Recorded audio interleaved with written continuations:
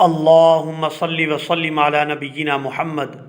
سامعین اکرام، اگر آپ چاہتے ہیں کہ آپ گھر بیٹھے قرآن مجید کو صحیح تجوید اور تلفظ کے ساتھ پڑھنا سیکھ سکیں تو ہمارے چینل کو سبسکرائب کریں اور بیل آئیکن کو دبائیں تاکہ آپ کو ہر نیو آنے والی ویڈیو سب سے پہلے مل سکے۔ معزز سامعین اکرام، آج ہم خالی الف کے بارے میں بات کریں گے۔ اکثر آیات کے شروع میں آپ نے الف خالی دیکھا ہوگا کہ جہاں پر کوئی حرکت نہیں ہوتی، نہ زبر نہ زیر اور نہ ہی پیش، تو وہاں اس خالی الف پر ہم کون سی حرکت لگائیں گے؟ آج ہم نے اسی بات کو سیکھنا ہے۔ یہاں آپ لوگ سورۃ الملک کی آیت نمبر 2 کو دیکھیں کہ اس کے شروع میں لفظ ہے الذی، یہاں الف کے اوپر کوئی حرکت نہیں ہے، تو ہم یہاں زبر لگا کر پڑھ رہے ہیں۔ تو ہم یہاں زبر کیوں لگا رہے ہیں؟ آج ہم نے اسی چیز کو سیکھنا ہے۔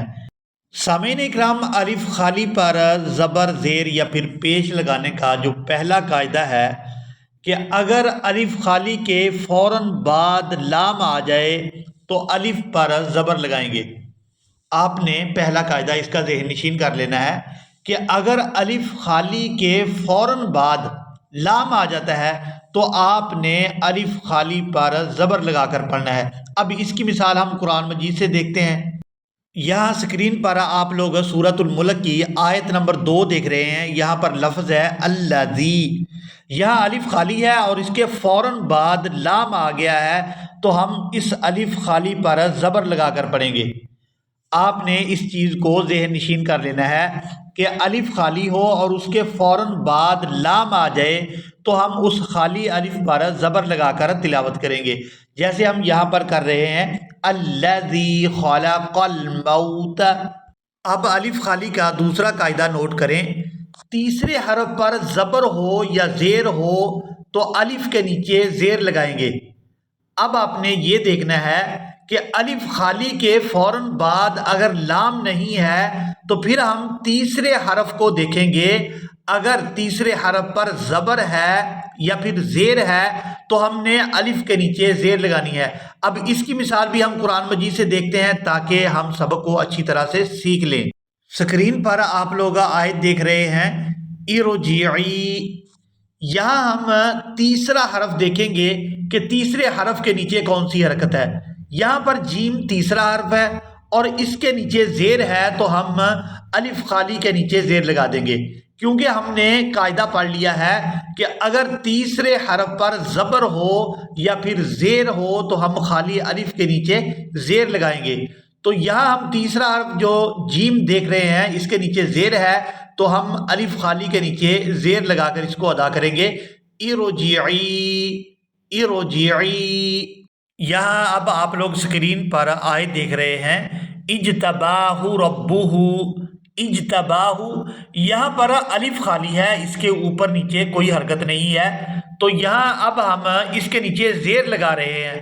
تو ہم نے یہاں تیسرا حرف دیکھا ہے، وہ یہاں تا ہے اور تا پر زبر ہے۔ الف پہلا حرف تھا، جیم دوسرا حرف ہے اور تا جو ہے وہ تیسرا حرف ہے۔ تا کے اوپر زبر ہے تو ہم الف خالی کے نیچے زیر لگائیں گے، کیونکہ ہم نے جو دوسرا قاعدہ پڑھا ہے وہ یہ تھا کہ تیسرے حرف پر زبر ہو یا پھر زیر ہو تو الف خالی کے نیچے زیر لگائیں گے۔ اب آپ لوگ الف خالی کا تیسرا قاعدہ نوٹ کریں۔ تیسرے حرف پر پیش ہو تو الف پر ہمیشہ پیش لگائیں گے۔ تیسرے حرف پر اگر پیش ہوگی تو ہم الف خالی پر پیش لگا کر پڑھیں گے۔ اب اس کی مثال بھی ہم قرآن مجید سے دیکھتے ہیں۔ یہاں آپ لوگ سکرین پر آیت دیکھ رہے ہیں اشدد بہ ازری۔ یہاں الف خالی ہے اور اس کے اوپر نیچے کوئی حرکت نہیں ہے، تو ہم الف پر پیش لگائیں گے۔ ہم پیش یہاں پر کیوں لگائیں گے؟ کیونکہ ہم نے قاعدہ پڑھ لیا ہے کہ اگر تیسرے حرف پر پیش ہوگی تو ہم الف خالی پر پیش لگائیں گے، اور ہم اس کی اس طرح سے تلاوت کریں گے اشدد بہ ازری۔ الف خالی کے تینوں قاعدوں کو ایک دفعہ پھر ذہن نشین کر لیں۔